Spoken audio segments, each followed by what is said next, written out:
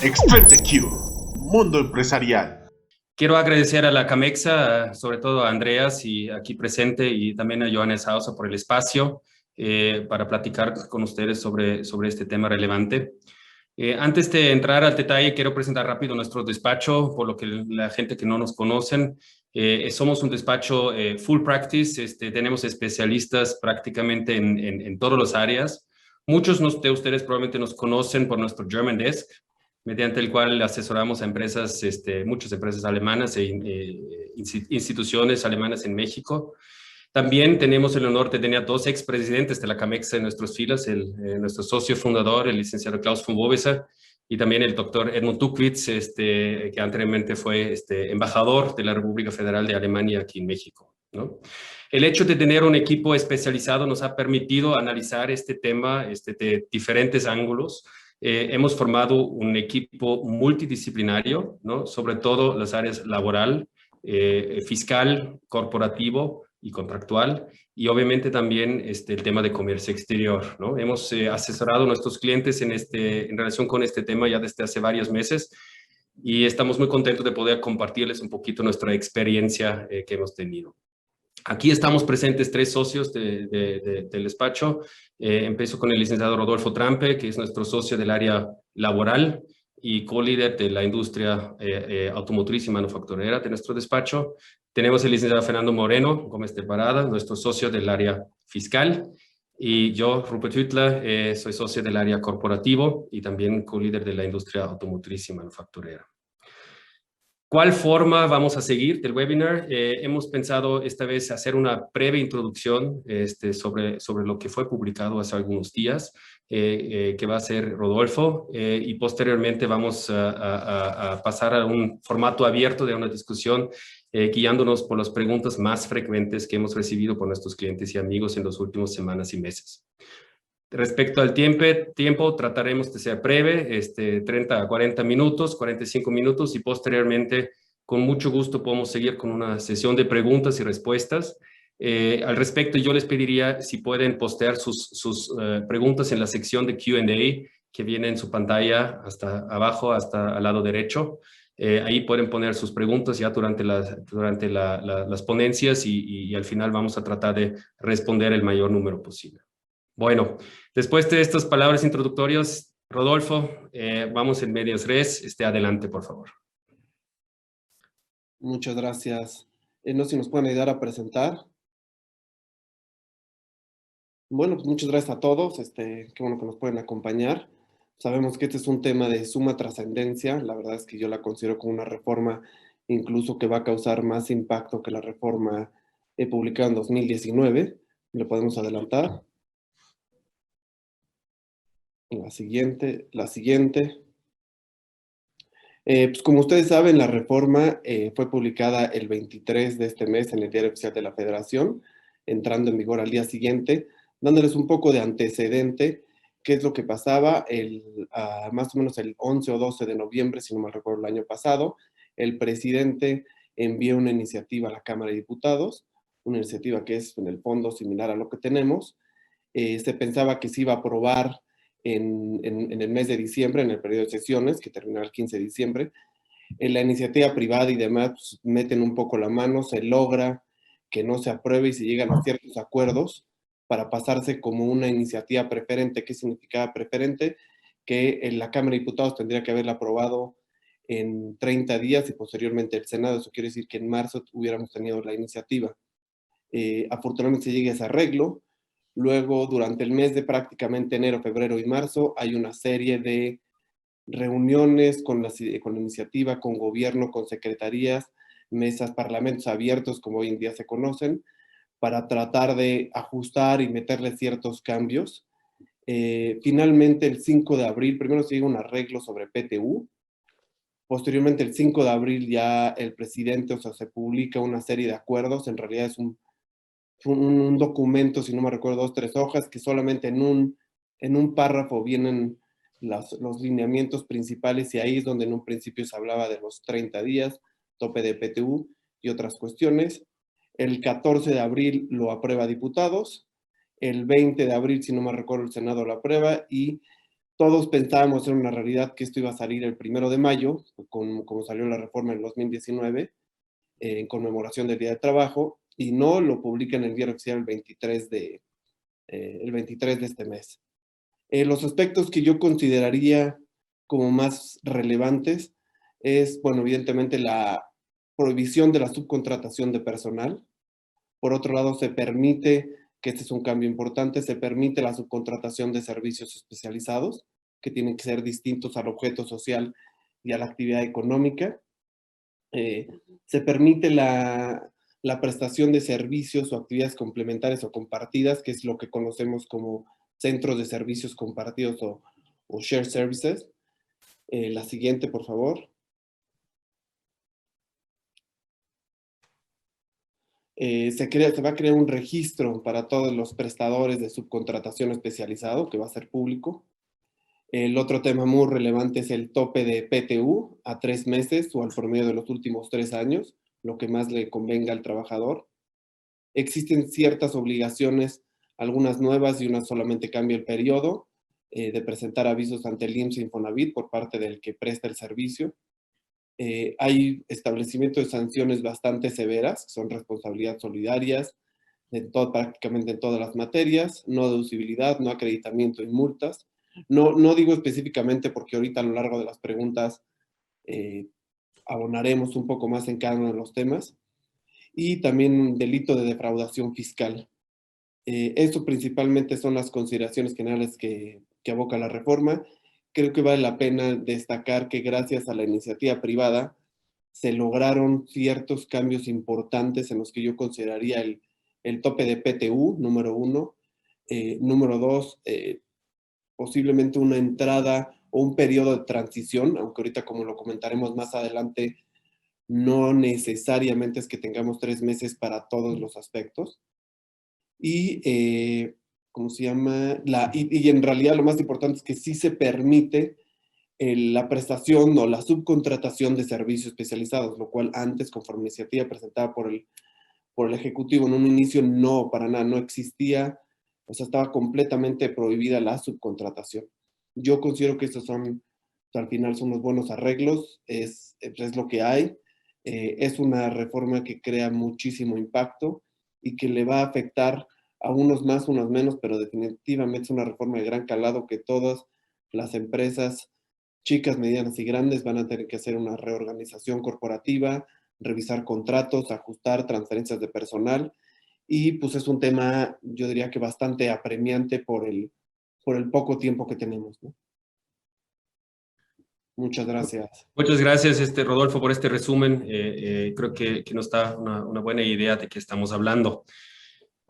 No sé ustedes y yo, en los últimos días desde que esta reforma fue publicado, el 23 de abril, yo recibí llamadas, correos permanentes y la pregunta más frecuente es, ¿ya entró en vigor? ¿Qué tengo que hacer? ¿Cuánto tiempo tengo para hacer algunos cambios? Rodolfo, ¿me ayudarías a explicar un poquito más a detalle qué podemos hacer, qué tenemos que hacer ya? Claro que sí. La reforma, como bien indica, entra en vigor al día siguiente de su publicación, es decir, que a partir del 24 de abril ya existe la reforma, ya entró en vigor. La parte fiscal, uno de los transitorios, es muy clara que entra en vigor hasta el 1 de agosto. ¿Okay? Por cuestiones fiscales es mejor empezar en un mes, o sea, iniciando el mes.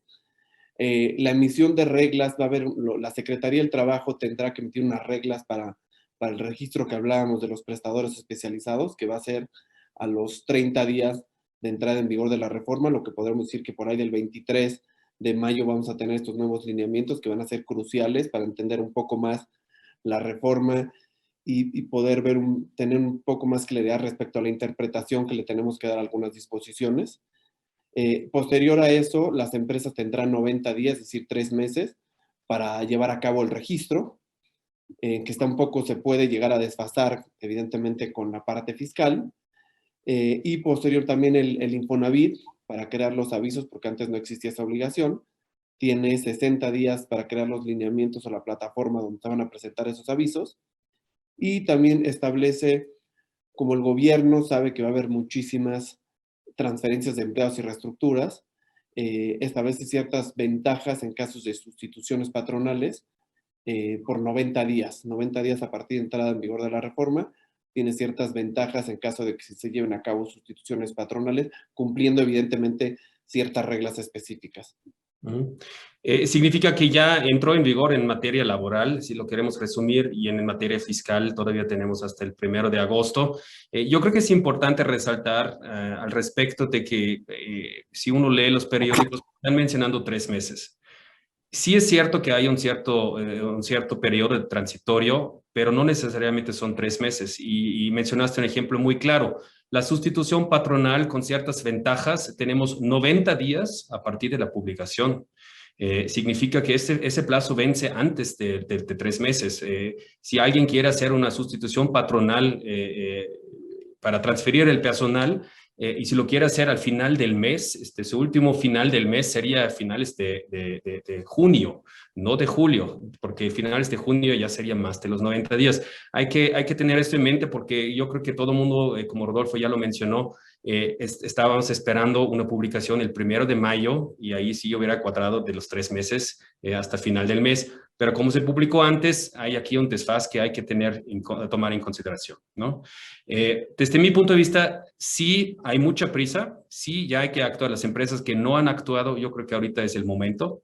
Yo creo que ya no hay que perder ningún tiempo, pero también hay que pensarlo muy bien, porque cualquier decisión, estrategia que se toma ahorita va a tener efectos importantes, ¿no? Para el futuro, ¿no? Entonces creo que hay que tomar las decisiones correctas y bien planeadas. Otra pregunta que hemos recibido en los últimos días es la definición, ¿no? ¿Qué se entiende como subcontratación de personal?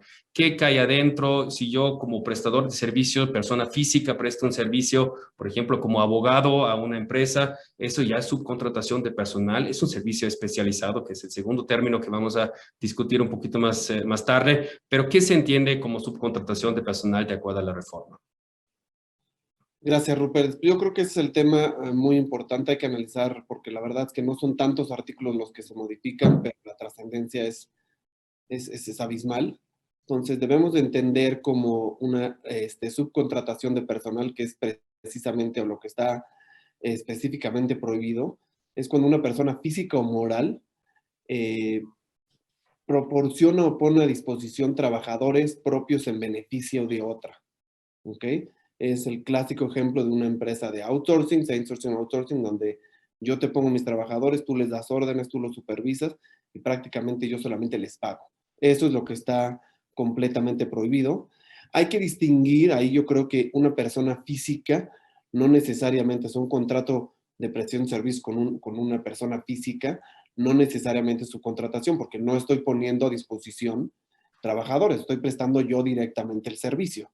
Obviamente ahí hay que tener cuidado porque con independencia de la reforma, si no se cumplen ciertos requisitos del prestador independiente, por así decirlo, se puede entender que es una relación laboral, más no de prestación de servicios. Pero esto es otro tema, que es un tema que siempre ha existido y que hay que cuidar, porque no, si no sería una alternativa muy fácil donde a todos mis colaboradores los voy a hacer prestadores de servicios y ahí no inscribo ante el Seguro Social, no nada, pues eso es totalmente ilegal. O sea, hay que respetar muy bien cuáles son las condiciones para saber si es una relación laboral o de prestación de servicios. Y creo que también hay que identificar como los dos grandes grupos, ¿no? Que se puede hacer una subcontratación de personal, bueno, que se podía.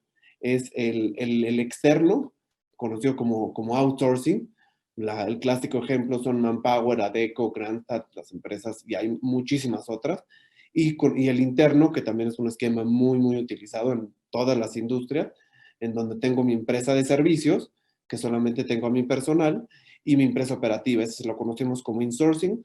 Esto aplica para los dos, es decir, la subcontratación de personal está prohibida expresamente para un outsourcing o un insourcing. Gracias. Vamos a tocar un poquito el tema del insourcing. Como mencionaste, muchas empresas están utilizando este esquema de tener una prestadora de servicios propia que presta el personal a la operativa. Entendemos que esto ya y en el futuro ya no se va a poder hacer. Es una subcontratación de personal prohibida en el futuro. La pregunta que nos hacen las empresas es... Normalmente, o sea, lo primero que viene a la mente es la fusión. Fusiono estas dos empresas, pero hay otras opciones. Y yo creo que aquí sí tenemos que analizar cada caso y sí hay varias opciones más, ¿no? Obviamente la fusión sería lo más fácil, ¿no? Pensar lo más obvio, digamos, pero hay que analizar muy bien cada caso, ¿no? Igual la fusión no es lo más conveniente desde el punto de vista fiscal, laboral, de comercio exterior o de seguridad social. Hay diferentes maneras de transferir el personal de una empresa insourcing, una prestadora de servicios propia, a una empresa operativa. Por ejemplo, se podría utilizar la figura de la sustitución laboral que está mencionando en la reforma. O también existe, como siempre, la posibilidad de terminar una relación laboral y recontratar el personal, obviamente reconociendo la antigüedad del patrón anterior. Entonces, existen diferentes posibilidades y cada una tiene ciertas ventajas y desventajas. También hay que pensar estratégicamente, ¿no? ¿Cuántos activos tengo? ¿Cuánto personal? ¿Cuál es el número de personal, el headcount que tengo? ¿Cuál es la razón que tuve esta empresa de insourcing, ¿no? Todos estos puntos hay que analizar.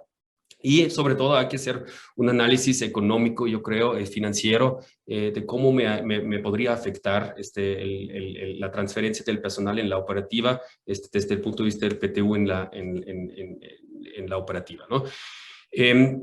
Sobre todo, lo que hay que analizar son aspectos fiscales y creo que Fernando aquí presente no me va a dejar mentir. Probablemente son los puntos más difíciles de contestar, las preguntas más difíciles de contestar. ¿Qué otras alternativas hay? Muchas y quiero nada más mencionar unas dos o una que igual hemos discutido con algunos clientes en el pasado es en lugar de fusionar o transferir el personal o fusionar la empresa de servicios a la empresa operativa, podría invertir el esquema. ¿Por qué no pensar en utilizar la prestadora de servicios en el futuro como una empresa que venda el producto, que comercializa el producto y mantengo la empresa operativa que ahorita tiene, entiendo, en gran mayoría de los casos, los activos, lo mantengo como una arrendadora, ¿no? Eso podría ser una opción. ¿Qué temas hay que considerar? Si es una empresa IMEX, si es viable tener una arrendadora sin personal en el futuro, el registro de los clientes, muchas veces eso es un gran problema, sobre todo en la industria automotriz, de obtener el registro como proveedor con los Tier 1s y OEMs. Eso podría ser un factor muy importante que podría influir en esta decisión, pero al final podría tener un resultado favorable en relación con el reparto de utilidades. Otra opción, nada más para mencionar brevemente otra, podría ser una decisión, podría escindir ciertos activos antes de fusionar las empresas y podría tener un resultado similar, ¿no? Hay que analizarlo, cada caso es diferente y hay diferentes factores que se deberían de considerar, ¿no? Eso creo que nos lleva ya a otra pregunta que últimamente nos han hecho mucho también, es el tema de la transferencia de personal. Yo ya mencioné previamente, se podría fusionar la empresa, transferir el personal mediante fusión, se podría transferir mediante sustitución patronal o se podría transferir mediante terminación y recontratación. Esos son los tres grandes rubros. Rodolfo, ¿no nos podrías aclarar un poquito de qué estamos hablando, qué figuras son y qué ventajas, desventajas podrían tener? Sí, claro que sí. Creo que es el tema, uno de los más relevantes, porque evidentemente esta reforma lo que va a obligar a todos de una cierta forma es transferir personal, ¿no? Y para eso pues, tenemos que tener muy claro cuáles son las distintas formas de transferencia de personal y creo que cada caso tendríamos que analizar los pros y los contras de cada opción, ¿no? Evidentemente está la fusión, que se opera prácticamente por Ministerio de Ley. Está la sustitución patronal, que es una figura que regula tanto la Ley Federal del Trabajo, que incluso hace un cambio con esta iniciativa, y la Ley del Seguro Social. Y está si bien no está regulada como tal, pues está la especie de yo termino la relación y recontrato, obviamente reconociendo antigüedad para no pagar una liquidación, ¿no? Y creo que cada una tiene sus ventajas y desventajas. Creo que los puntos en donde nos tendríamos que enfocar son en puntos como uno, quiero que subsista la empresa, en caso de la fusión, donde estaban la fusionada, ya no subsistirá, o sea, la absorberá la fusionante. En el caso de sustitución y en el caso de terminación, la empresa que actualmente tiene a los trabajadores va a subsistir, va a quedar ahí, que posteriormente se podría fusionar o crear otra empresa para otros fines, sería una opción. Es número uno. Número dos, entender en cuáles esquemas puedo tener flexibilidad en cuanto al cambio de prestaciones, el cambio del paquete de compensación de los trabajadores. En la fusión y la sustitución no podemos tener ese esquema, salvo algunas cuestiones específicas, cuando los propios planes lo prevean. Y en el caso de terminación y recontratación, la ventaja que tenemos es que sí podemos tener flexibilidad en cuanto a cambiar un poco el esquema. Y evidentemente no me refiero a disminuir prestaciones, pues eso no te lo aceptarían los trabajadores, no firmarían, pero cambiar conceptos o en el caso como ya voy a repartir PTU, de cierta forma igual que el PTU sea un componente del bono. O sea, al final tengo más flexibilidad en cuanto a prestaciones.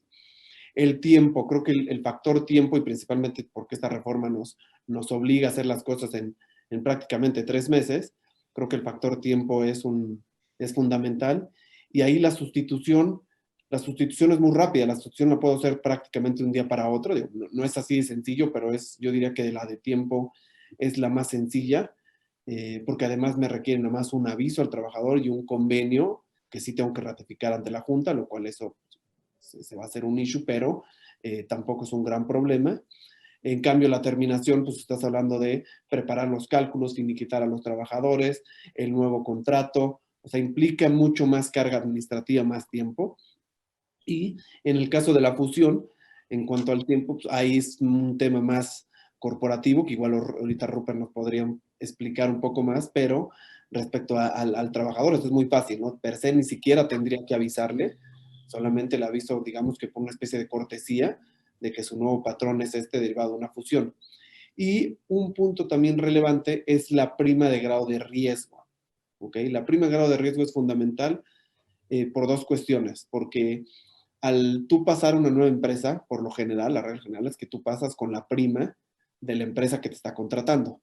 Y si es una empresa o de nueva creación o que no tenía un registro patronal, la van a establecer en la clase y con la prima media. Entonces es posible ahí que ahí hay un impacto y es una cosa que no solo estamos recomendando a los clientes, es un punto fundamental analizar a profundidad porque puede representar un impacto de varios millones en cada año por el aumento de la prima, que a lo largo lo puedes ir disminuyendo, pero es un impacto importante que se debe considerar. Y en el caso de la reforma, prevé que en caso de sustitución patronal bajo ciertas reglas, puedes llegar a absorber el patrón sustituto, puede llegar a tener la misma prima de grado de riesgo que el patrón sustituido, obviamente si están dados en la misma clase. Entonces yo creo que esas serían las cuestiones que hay que considerar. En general, considero que la sustitución podría ser la opción más viable y lo que hay que analizar a profundidad es prima de grado de riesgo versus flexibilidad en cuanto al cambio de prestaciones. Creo que es lo más importante. Aquí es importante tomar en cuenta un punto fiscal. No obstante, como dice Rupert, que la fusión podría ser algo muy atractivo, inclusive podría ser muy eficiente, muchas empresas van a estar limitadas a poder hacer la fusión porque conforme por un problema práctico, si estás en medio de una auditoría fiscal, o sea, todas las empresas que tienen una auditoría en este momento, no podrían presentar el aviso de fusión, porque el aviso de fusión no te lo deja presentar si tienes auditoría, y si no presentas el aviso de fusión, no te puedes fusionar. Entonces, ese es un gran problema que van a tener las empresas que están en medio de una auditoría. Es muy, muy importante ese punto y es curioso, aunque la fusión es lo que más se menciona y creo que es la primera opción que todo el mundo piensa, parece ser no la opción menos viable en la práctica por temas fiscales, laborales y de seguridad social.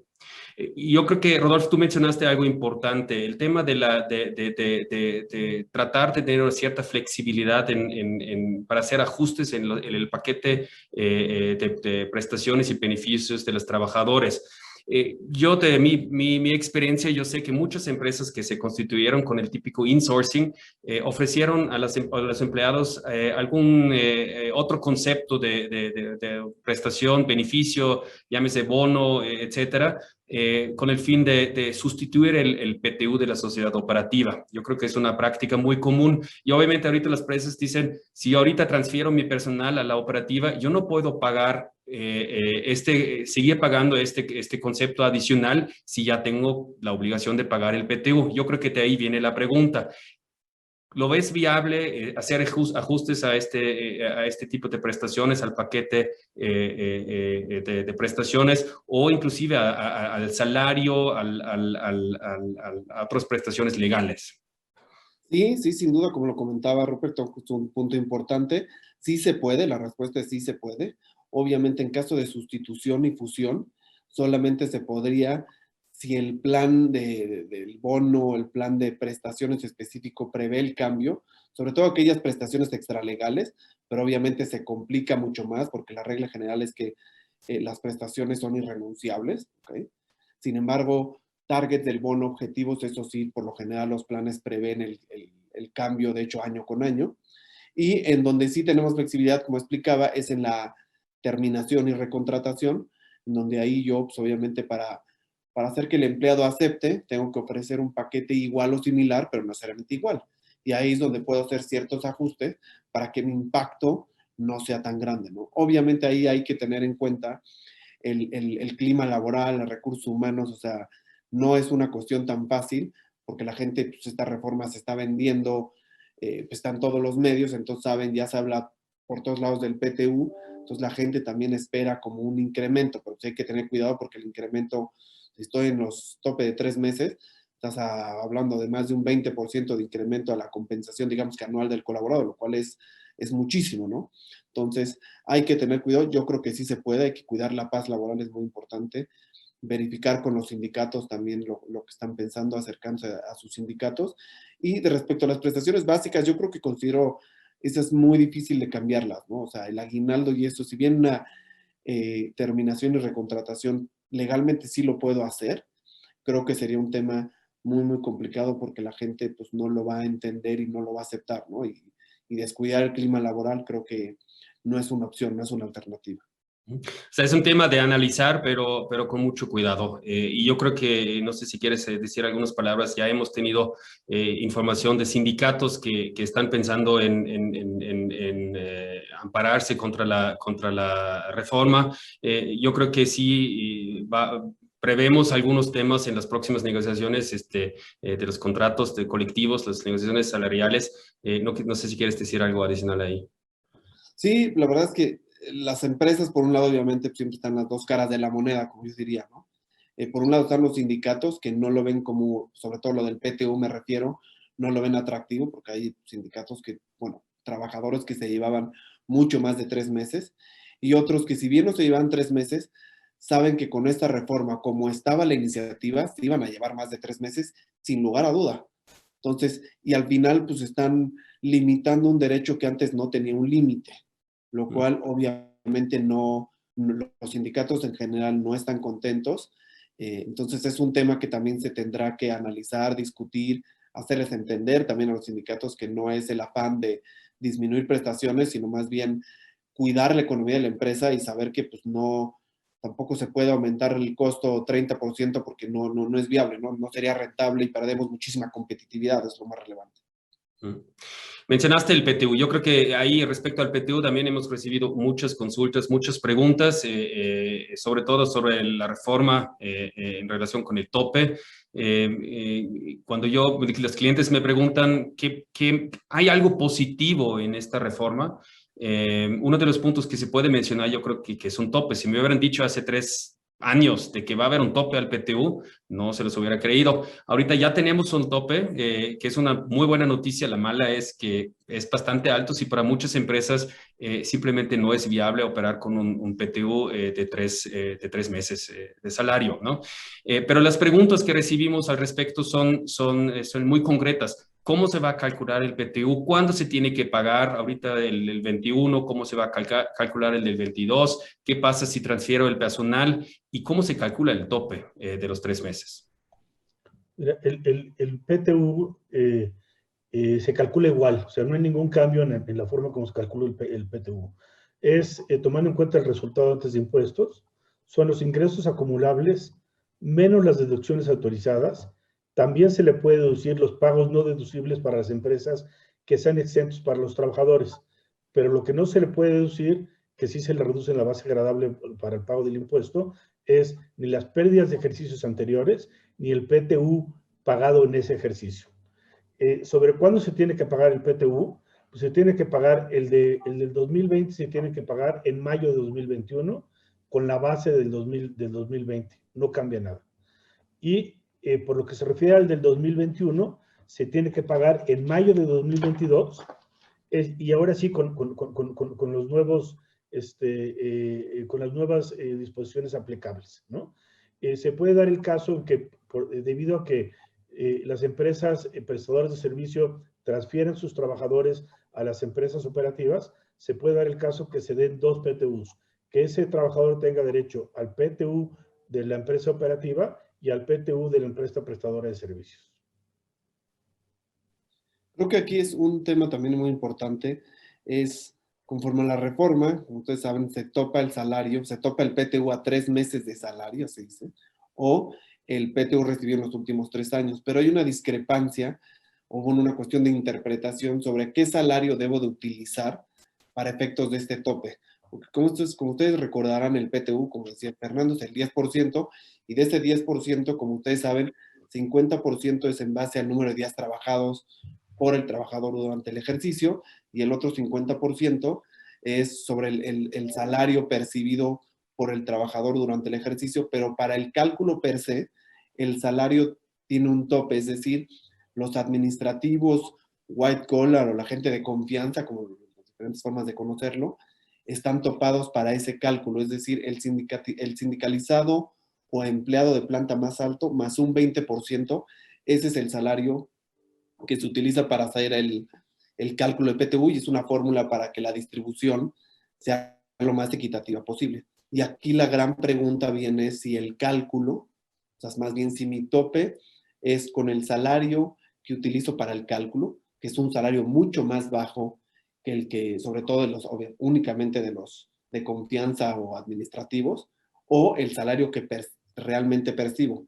Nosotros obviamente consideramos que la posición conservadora es el salario base del trabajador, el salario que realmente percibo, porque también así hay un artículo dentro de las disposiciones de PTU que habla de que precisamente es el salario base, no es el integrado ni de seguro social, ni para efectos de liquidación, es el salario base, pero nosotros consideramos que ese debería ser el salario, aunque es un tema de interpretación. Obviamente sería mucho más atractivo que fuera el salario topado o el salario para el cálculo del PTU, puesto que el impacto para las empresas sería infinitamente menor, ¿no? A lo que me refiero, digo, por dar un ejemplo, un directivo que puede ganar, no sé, 100,000 pesos, por así decirlo, mi tope de PTU estaría en 300,000 pesos. Y en cambio, si yo me voy a la fórmula del tope, pues un sindicalizado, si gano 20,000 pesos al mes, estaría en 60,000 pesos.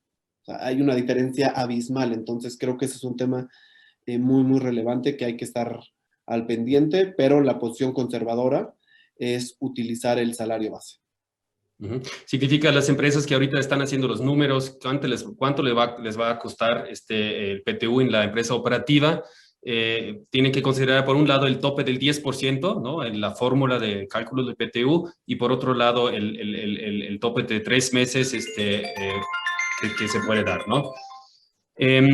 Hay otro tema muy relevante, es los famosos servicios especializados, servicios y obras especializados. La reforma, en términos generales, prohíbe la subcontratación, pero permite y regula la subcontratación de servicios y obras especializados. ¿Qué se entiende, Rodolfo? ¿Qué se entiende por subcontratación de servicios especializados? Este es un punto muy importante, Rupert, porque precisamente es justo uno de los cambios más relevantes que hubo frente a la iniciativa que había presentado el presidente en noviembre, ¿okay? Y en donde ya se permite la subcontratación. Y yo lo diría como es una definición por exclusión. ¿A qué me refiero? Porque los servicios o una subcontratación de servicios especializados son todos aquellos que no formen parte del objeto social ni de la actividad económica preponderante de quien recibe el servicio. ¿Ok? Entonces ahí no hay una definición fija, sino más bien todo lo que no forme parte de mi objeto social o de mi actividad, eso para mi empresa, sería un servicio especializado o más bien una subcontratación especializada, porque luego se confunde mucho entre un servicio especializado y una subcontratación. En el fondo los dos son especializados, pero uno pongo a disposición personal y en el otro es un servicio. Yo nunca estoy poniendo a disposición personal. Eso creo que es el punto relevante, ¿no? ¿Estoy poniendo a disposición personal o no lo estoy poniendo? Si lo estoy poniendo, ahí entra la definición, es una subcontratación especializada que tengo que cumplir con todos los requisitos. Por dar algunos ejemplos que nosotros creemos que son algunos un poco tontos, por así decirlo, pero claros. No sé, un despacho de abogados. Nosotros, con Bovicer y Sierra, no prestamos un servicio de subcontratación, prestamos un servicio especializado, por lo que a nosotros sí somos especializados, pero no mandamos empleados, no subcontratos, o sea, no asignamos o ponemos a disposición personal, por lo tanto no nos aplicaría absolutamente nada de estas nuevas, digamos que, lineamientos o reglas. Otro ejemplo muy claro que ha puesto la Secretaría y el que siempre prácticamente el gobierno son los ejemplos claros que para mí la verdad es que están muy acotados porque hay mucho más, son los servicios de limpieza y seguridad. Todas las empresas tienen servicio, la mayoría los tiene outsourciado. Ahí sí son servicios especializados, pero sí se ponen a disposición trabajadores. Por lo tanto, sí les aplicarían estas nuevas reglas de inscribirse, dar los avisos ante el IMSS e Infonavit, sujetos a las multas. Ese es el otro punto. Otro ejemplo que no es tan claro, por ejemplo, un mantenimiento de maquinaria. Mantenimiento de maquinaria, pues sí es especializado, sin duda, y pongo a disposición trabajadores. En realidad, sí, mando trabajador, porque tengo que arreglar la línea de producción, la maquinaria, el equipo, lo que sea, ¿no? Pero no necesariamente desde nuestra perspectiva se debería de considerar así per se, de forma automática, una subcontratación, porque yo estoy vendiendo el servicio. Yo te puedo mandar 15 trabajadores para hacer el mantenimiento o solo uno. Entonces, obviamente si es un mantenimiento recurrente o permanente, porque tengo muchísimas líneas y tengo ahí alguien permanente, yo creo que ahí sí el ejemplo es un poco más fácil de definir para decir si es subcontratación especializada y tengo que cumplir las reglas, y del otro no. Sin embargo, hay que tener cuidado porque la Secretaría del Trabajo, en una de las entrevistas que le hicieron a la secretaria, puso este ejemplo de mantenimiento argumentando que sí sería considerado como una subcontratación de servicios especializados, o sea, que sí tiene que cumplir con los lineamientos. Y otro tema, por ejemplo, servicios de logística. Muchos de aquí ustedes tienen servicio de logística totalmente outsourciado, en donde en muchos casos, la gran mayoría, sobre todo en empresas grandes, el servicio de logística está dentro de mis instalaciones. Entonces, ese es otro tema que sí es especializado y sí hay personal, pero no necesariamente está a disposición del contratante. Entonces, esos son los temas que se tienen en realidad que analizar para ver cuáles sí, cuáles no, y evidentemente pues van a surgir las posturas conservadoras, en donde va a ser, no me interesa, por cuestiones de protección, consigue tu registro y presenta tus avisos, y otras cuestiones en donde pues, en realidad hay que defender el punto que no todo es una subcontratación. Hay que distinguir entre un servicio especializado que está permitido y que no le aplica ninguna y una mera subcontratación. Es como, Tienes toda razón. Perdón, Fernando. como dice Rodolfo, no debe ser la actividad preponderante, ¿no? Pero nos han preguntado qué significa actividad preponderante. Hay que tomar en cuenta para esos efectos el artículo 45 del reglamento del Código Fiscal, que nos dice que es aquella actividad por la que en el ejercicio de que se trate, el contribuyente obtendrá el ingreso superior respecto de cualquiera de las otras actividades, ¿no? Entonces, donde se obtiene el ingreso superior. Después, perdón, una pregunta que me han hecho también es, oye, si ya tengo la copia del registro a que se refiere el artículo 15 de la Ley Federal del Trabajo de los prestadores de servicios especializados, ¿con eso es suficiente para poder deducir esos pagos? Y la respuesta es no, no es suficiente con eso. Además de la copia de eso, también hay que tener copia de los comprobantes fiscales por conceptos de salarios, hay que tener copia del recibo del pago expedido por la institución bancaria por el entero del impuesto a los trabajadores, por el pago del IMSS y por el pago del Infonavit.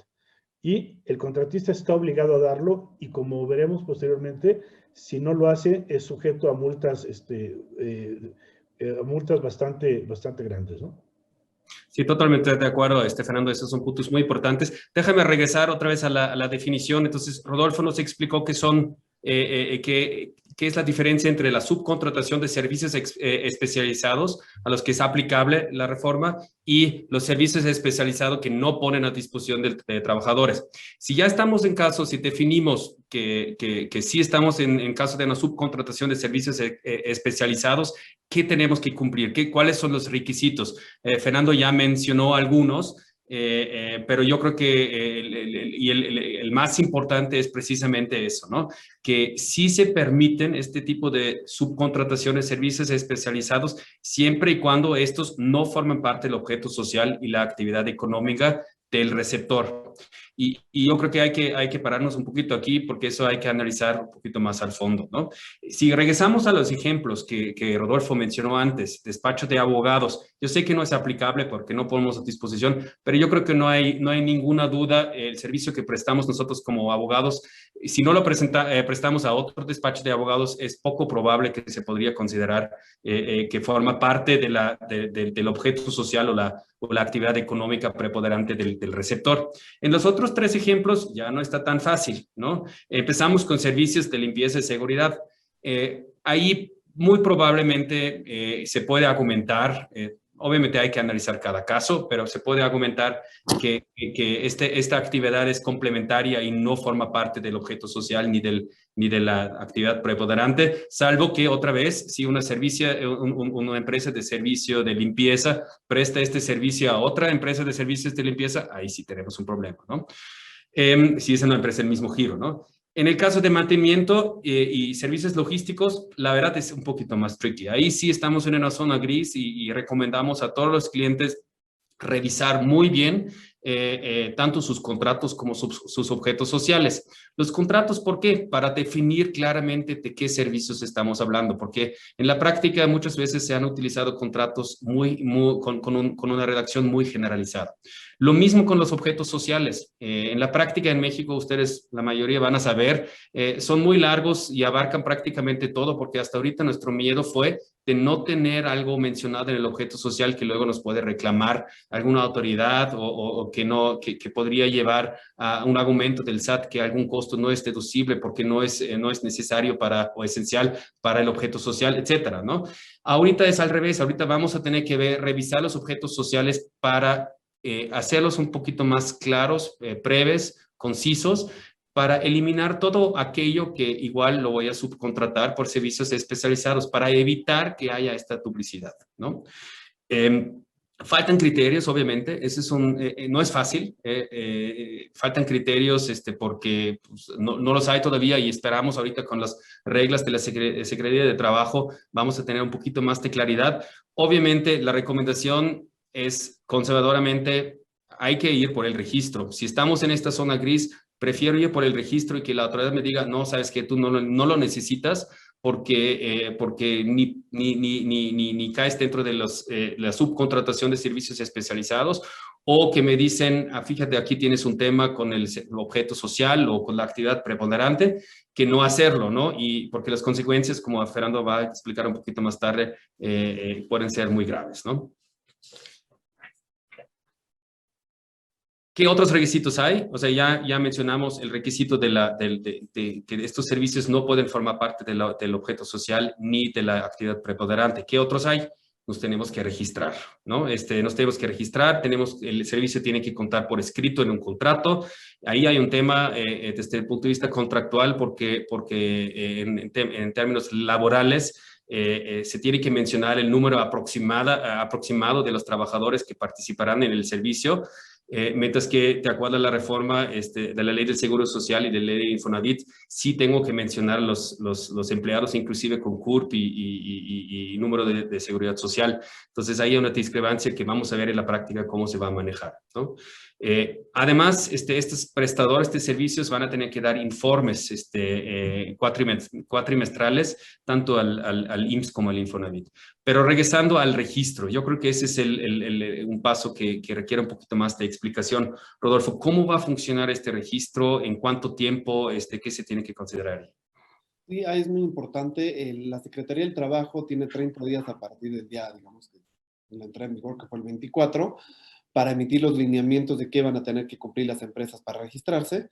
Las empresas para registrarse es importante que dice que van a tener que acreditar el cumplimiento de sus obligaciones fiscales y de seguridad social. La iniciativa en un principio hablaba también de laborales, afortunadamente se quita porque si hubiera sido un poco más complejo, más carga administrativa. Y la cuestión es que antes hablaba de una autorización y ahora es un registro, como dice la palabra.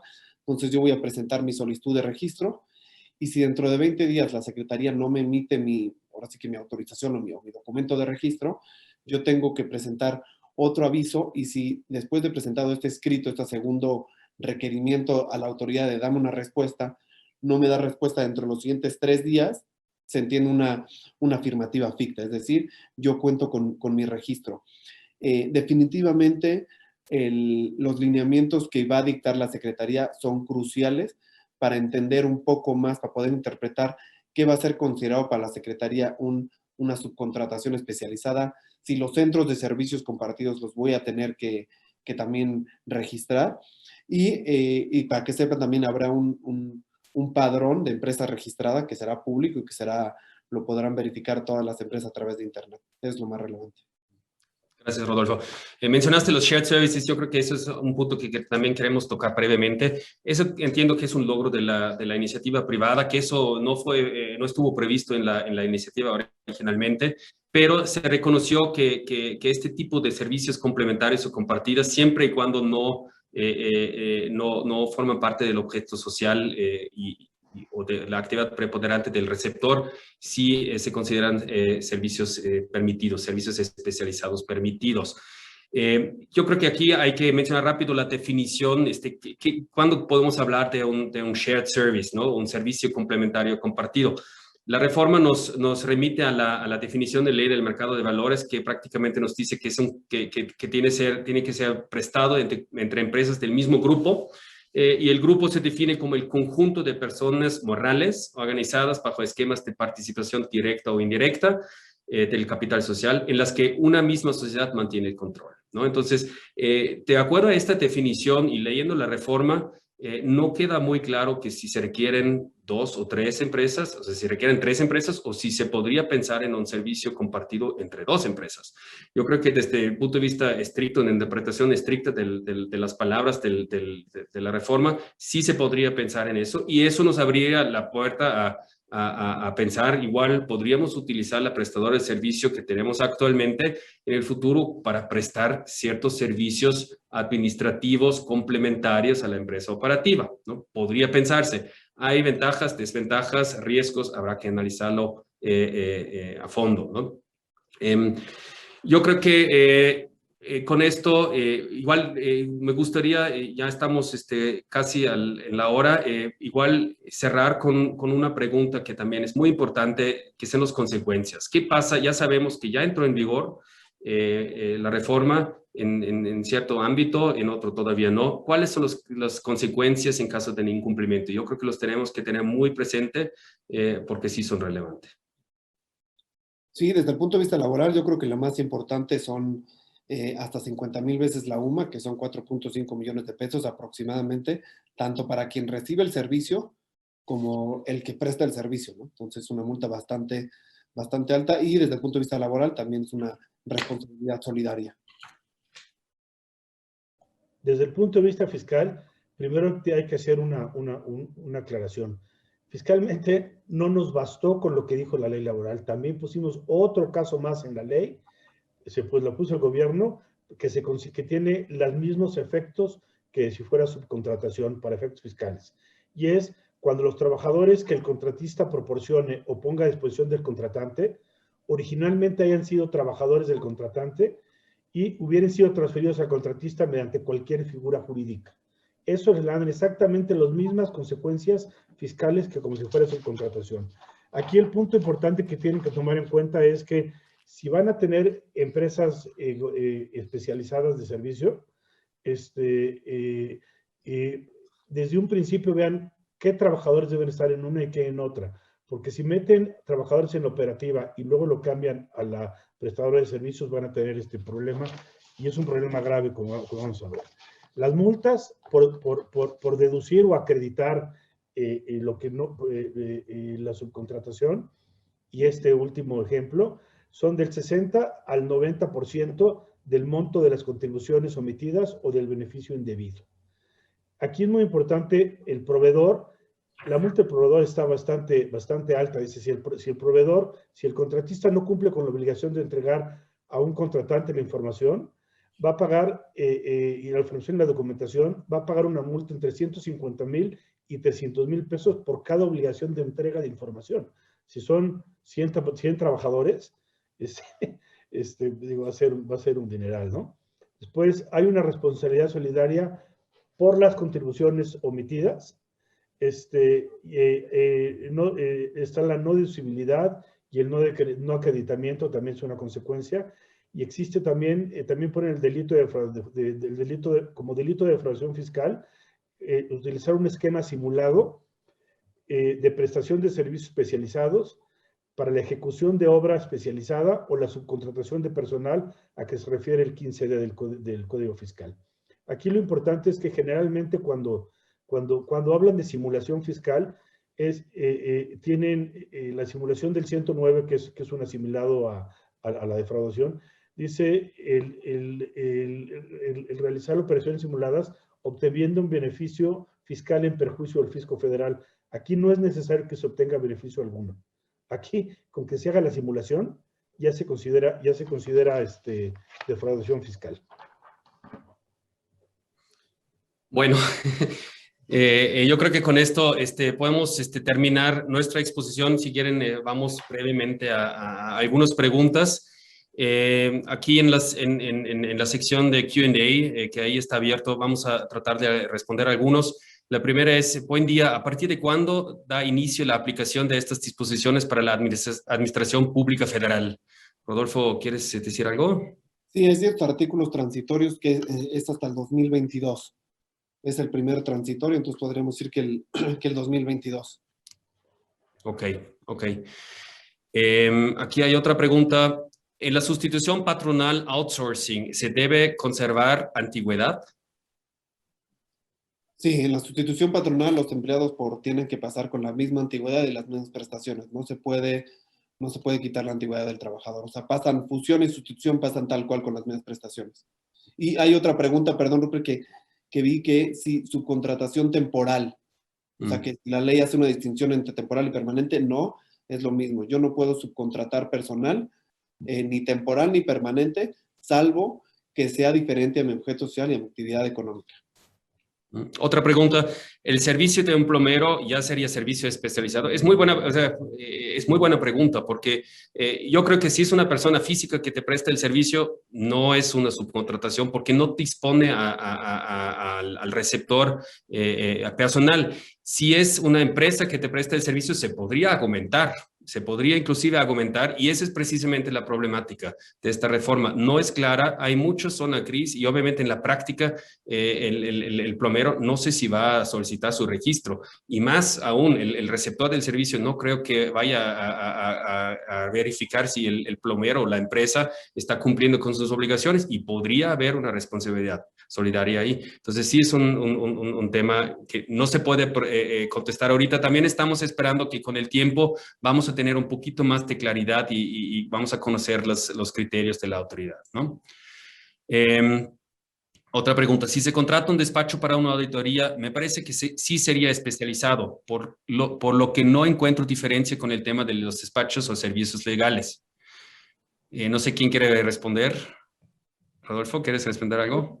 Si se contrata un despacho para una auditoría en donde te pone a disposición, Pues en realidad yo creo que tenemos que defender el punto que es un servicio especializado, porque el simple hecho de que estén trabajadores en tus instalaciones no necesariamente significa, obviamente es un tema que habría que analizar a profundidad, pero no están recibiendo, ojo, no están recibiendo órdenes del que recibe. O sea, yo, por la naturaleza del trabajo, tengo que hacer la auditoría en tus instalaciones, pero yo recabo información, analizo, hago cuestionarios, entrevistas, demás, y luego te entrego mi resultado, que es el servicio que me pagaste. Entonces, yo creo que ahí es bastante defendible. Es diferente si yo nada más pongo a disposición para ayudarte en, no sé, en una auditoría interna, pero que tú vas a hacer y yo nomás te proveo personal, es diferente, pero per se una auditoría, yo pensaría que no es una subcontratación. Yo creo que ahí, para agregar algo, también lo importante es cómo se factura este tipo de servicios. Si el servicio se factura sobre la hora trabajada por persona o por día, etcétera, obviamente eso podría ser un elemento que la autoridad podría utilizar para argumentar que sí se ponen a disposición trabajadores. Si el contrato prevé una prestación de servicios, el resultado per se, entonces, yo creo que tenemos mejores argumentos para defendernos, pero es una muy buena pregunta. Tengo otra pregunta aquí. En caso de una inspección, ¿ya me pueden multar? Sí, yo creo que como la reforma entra en vigor al día siguiente, en estricto sentido, te podría llegar a una inspección y tienes subcontratación de personal, te podrían aplicar la multa. No la parte fiscal, pero sí la parte laboral. No creemos que sea el sentido de la reforma, porque te dan todos los demás transitorios, este periodo de transición de los 90 días, pero a la estricta lectura yo creería que sí. Otra, ¿PTU aplica solamente a personal transferido o es en general para todo PTU? Entiendo, o sea, no entiendo muy bien la pregunta. Igual pasamos a la próxima. ¿Qué pasa con el diferencial que arroja el PTU respecto de la base a repartir contra lo que se pagará realmente, considerando el tope? O sea, ahí sí es una buena pregunta. Si tengo que pagar menos de PTU porque algunas personas llegan al tope y me ahorro ahí una parte, ¿qué pasa con esta parte? No pasa nada, es como si tengo que pagar renta y pago menos renta, ¿no? O sea, lo que pasa es que tengo menor obligación para pagarle, no se considera el resto como PTU y no lo tendré que pagar. O sea, te quedas con ese monto y obviamente como ya está el límite, no es como en los años anteriores en que tenías que acumular el PTU no entregado al ejercicio siguiente. ¿Correcto, Fernando? Es decir, no está definido, correcto. Y creo que la otra pregunta, pensándolo, es, ¿PTU aplica solamente a personal transferida o es general para todo PTU? O sea, el PTU es un pago que corresponde a todo el personal con excepción del director general. Todo el personal que tiene la empresa, ¿no? Es todo el personal que tiene la empresa y donde hay una excepción es en el caso de trabajadores temporales, si no me recuerdo, los que tienen más de 60 días trabajados durante el ejercicio, ya tienen derecho a PTU, pero en principio es para todos. Y como las transferencias van a ser en los siguientes 3 meses, pues va a ser para todos, ¿no? Igual lo hacemos unos dos últimas. Tenemos una sociedad inmobiliaria sin empleados que rente el inmueble y la planta a la empresa operativa. ¿Esto es permitido? Es una buena pregunta porque eso pasa muy seguido. Muchas empresas tienen empresas inmobiliarias sin personal alguno.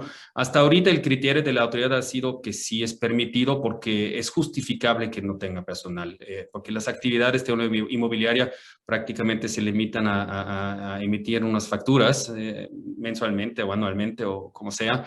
Y en su caso también podría pensarse contratar un director general, ¿no? que sea el responsable para el manejo de la empresa, pero sí, en teoría, hasta ahorita no hemos escuchado argumentos en contra. Yo creo que esa es una de las empresas que sí se podrían utilizar en el futuro sin tener personal. Y la última pregunta, ¿existe la posibilidad de ampararse contra la reforma? Esta es una buena pregunta. Se podían pensar dos argumentos para el amparo, ¿no? Uno es la inequidad entre el tratamiento con los trabajadores del gobierno y el tratamiento con los trabajadores de la iniciativa privada. Y otro es la falta de claridad en los conceptos claves, ¿no? De la ley, como poner a disposición, etcétera. Y yo creo que habría que ver caso por caso. Habría que analizarlo, pero esos serían los argumentos no sería un amparo que se preparara así como de machote para todos, habría que ver caso por caso. Pero lo que sí es importante tomar en cuenta es que las empresas que no tienen trabajadores y que como consecuencia de la reforma van a tener trabajadores, es importante analizar los casos porque podría ser una oportunidad de pararse en contra del impuesto de nóminas. Si nunca han pagado impuesto de nóminas y con esta reforma van a pagarlo, hay varios estados donde, según donde tengan la planta, donde hay varios puntos que son inconstitucionales del impuesto y se podría pensar en este caso en tomarlo como una herramienta, como una oportunidad para llevar a cabo ese amparo. Bueno, yo creo que con eso terminamos. Hay muchas preguntas más. Con mucho gusto nos pueden contactar directamente. Como mencionamos varias veces, cada caso es un poquito diferente y hay muchos factores diferentes que se tienen que analizar para dar una asesoría específica. Aquí, obviamente, lo que tratamos de dar un resumen general de las preguntas más comunes y darles una idea, igual algunas ideas cómo reestructurar o qué hacer con estas nuevas disposiciones. No sé si Rodolfo, Fernando, ¿quieren agregar algo más? Yo nada más, muchísimas gracias por su tiempo. Definitivamente es una reforma de gran calado que implica muchísimos cambios. Es sumamente relevante ponerse a analizar, hacer un plan de acción a la brevedad. Nosotros con muchos clientes ya lo tenemos, digamos que ya lo echamos a andar. Es una reforma que abarca varias áreas, aunque se vende como laboral. Creo que es muy importante tener la parte corporativa, la parte fiscal, en muchos casos la parte de comercio exterior y sin duda la parte laboral y de seguridad social, ¿no? Entonces, es fundamental ya empezar a analizar cuáles van a ser los siguientes pasos para implementar su plan de acción que cada empresa tenga y que hay muchas opciones, hay que dejarlo claro, ¿no? Yo nada más agradecerles su presencia y su paciencia. Muchas gracias. Extreme Secure, Mundo Empresarial.